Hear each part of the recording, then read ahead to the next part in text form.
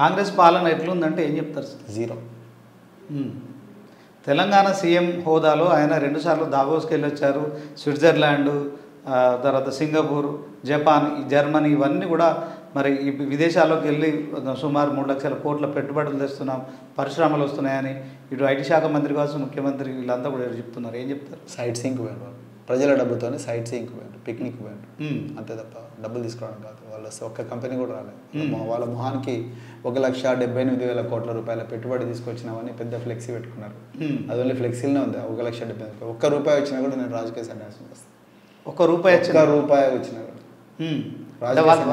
వాళ్ళు చెప్తున్నారు. శ్రీధర్ బాబు నిన్న కూడా శ్రీధర్ బాబు గారు చెప్పారు 3 లక్షల కోట్ల పెట్టుబడులు వస్తున్నాయి, 1,00,000 ఉద్యోగాలు కల్పించామని చెప్పి.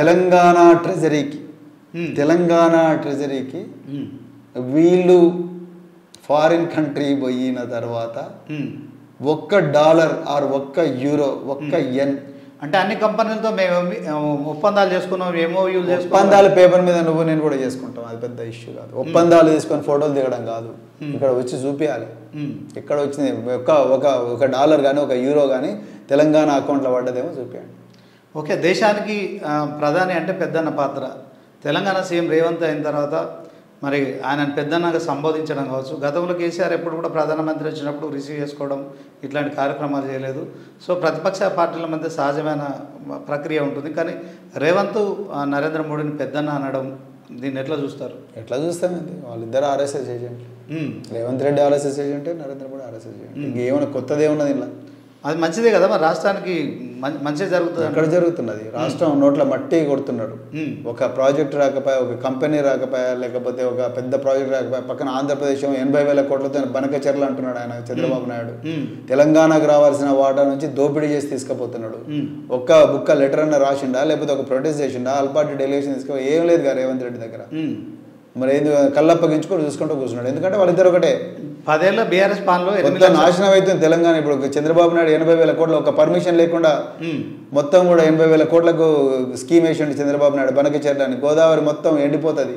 రేపు బనకచెర్ల మొత్తం చేస్తే మాకు బనకచెర్ల మొత్తం ప్రాజెక్టులు కట్టినాం, మా తెలంగాణ ఏం కట్టలేదు కాబట్టి. అవును సార్, కేసీఆర్ గారు కూడా అక్కడ పోలవరం ఇచ్చినప్పుడు దానికి జాతీయ ప్రాజెక్టు హోదా ఇచ్చారు. తెలంగాణ కూడా ఒక జాతీయ ప్రాజెక్టు. కాళేశ్వరం ఎందుకు ఇస్తలేరండి? కాళేశ్వరం అనేది కేసీఆర్ ఎలాంటి DPR ఇవ్వకుండా, అనుమతులు లేకుండా, DPR లేకుండా బ్యాంకులు లోన్ ఇస్తారా? మీరు బ్యాంకు లోన్ ఇస్తే మీరు ప్రాజెక్టు అడగడా? మరి DPR లేకుండా పవర్ ఫైనాన్స్ కార్పొరేషన్ కేంద్రంతో అప్పుడున్న బీజేపీ సర్కార్తో సఖ్యత లేకనే ఆ జాతీయ ప్రాజెక్టు హోదా కోల్పోయినాం. తెలంగాణ ప్రజలకు సంబంధించి 1,00,000 కోట్ల అప్పు తెలంగాణ ప్రజలపై కూడా కేసీఆర్ మోపారు. 1,00,000 కోట్ల అప్పు, నేను అదే చెప్తున్నా బ్రదర్, 1,00,000 కోట్ల అప్పే చూస్తున్నారు. 80,000 కోట్ల అప్పు, 80,000 కోట్ల అప్పే చూస్తున్నారు. 80,000 కోట్ల అప్పు చేసిన తర్వాత ప్రాజెక్టులు చూడండి, అవి కూడా గోదావరి పాలైపోయినాయి. ఇప్పుడు గోదావరి పాలయ్యి కాళేశ్వరం నుంచి ఒక చుక్క నీరు వాడకుండా గతంలో కంటే ఎక్కువ ప్యాడీ ప్రొక్యూర్మెంట్ చేసిన కాంగ్రెస్ ప్రభుత్వం. ఎవరన్నది ఆ మాట? ఇవాళ గంధమల్ల ప్రాజెక్ట్ ఎట్లా కట్టిండు? ఎక్కడి నుంచి వస్తుంది? ఆ మూసీకి ఎక్కడి నుంచి వస్తుంది? మల్లన్ సాగర్ నుంచి రాదా? గంధమల్ల ప్రాజెక్ట్ కొండపోచమ్మ నుంచి, బసవాపూర్ నుంచి రాదా? ఎక్కడి నుంచి వస్తుంది వాటర్? ఎట్లా మాట్లాడుతున్నాడు ఆయన? గతంలో 10 ఏళ్ళు ఉన్న బీఆర్ఎస్ ప్రభుత్వం 8 లక్షల కోట్ల అప్పులు చేసింది. ఆ అప్పులకు వడ్డీలు కట్టడానికి మేము 1,58,000 కోట్ల అప్పులు చేశామని తెలంగాణ సీఎం రేవంత్ రెడ్డి. అమెరికా కూడా అప్పు చేస్తుంది, బ్రిటన్ అప్పు చేస్తుంది, జపాన్ అప్పు చేస్తుంది, చైనా అప్పు చేస్తుంది. Debt is part of the government, debt is part of the public finance. Debt తీసుకున్న తర్వాత, అప్పు తీసుకున్న తర్వాత అప్పును ఏ విధంగా ప్రజల సంక్షేమం కోసం ఖర్చు పెడతాం అనే దాని మీదనే పరిపాలన దక్షత ఉంటుంది. కేసీఆర్ పరిపాలన దక్షుడు కాబట్టి 1,00,000 కోట్ల అప్పు చేసినా లక్షలాది కోట్ల అసెట్స్ తెలంగాణ పేర్లకు ఇచ్చిపోయాడు. ఈ చెవటలు, కాంగ్రెస్ చెవటలు 2-3 లక్షల కోట్ల అప్పు చేసి ఇప్పటి వరకు ఒక్క అసెట్ కూడా తెలంగాణకి ఇవ్వలే. వాళ్ళు చేసిన అసెట్ చూపించండి, తెలంగాణకి ఏమి ఇచ్చారు అసెట్ చెప్పండి. ఏమి ఇచ్చారు? ప్రాజెక్ట్ కట్టినరా వీళ్ళు? చెప్పండి. ఒక ఇంచు ఒక గోడ కట్టినరా వీళ్ళు వీళ్ళ మొహాలకు?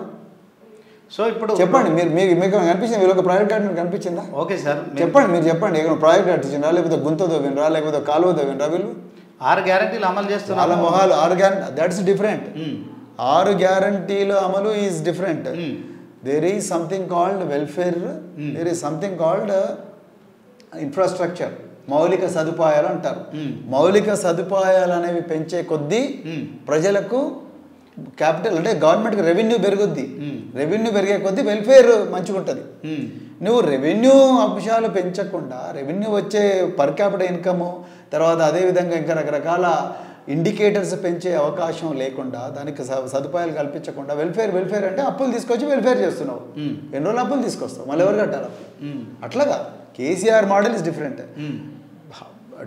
Take money on loan, raise loans and then put those loans into public infrastructure. ఆ పబ్లిక్ ఇన్ఫ్రాస్ట్రక్చర్ నుంచే సంపద వస్తుంది. సంపద నుంచి ట్యాక్సెస్ పెరుగుతాయి. ట్యాక్సెస్ రెవెన్యూగా మారి అక్కడి నుంచే ఎక్స్పెండిచర్గా మారుతుంది, వెల్ఫేర్ ఎక్స్పెండిచర్.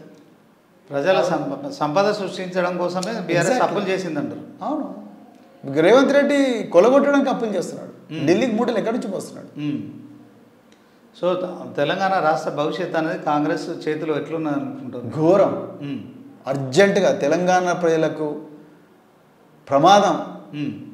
కాంగ్రెస్, బీజేపీ కూడా వీళ్ళు తెలంగాణను కొల్లగొట్టడానికి ఫిక్స్ అయిపోయారు.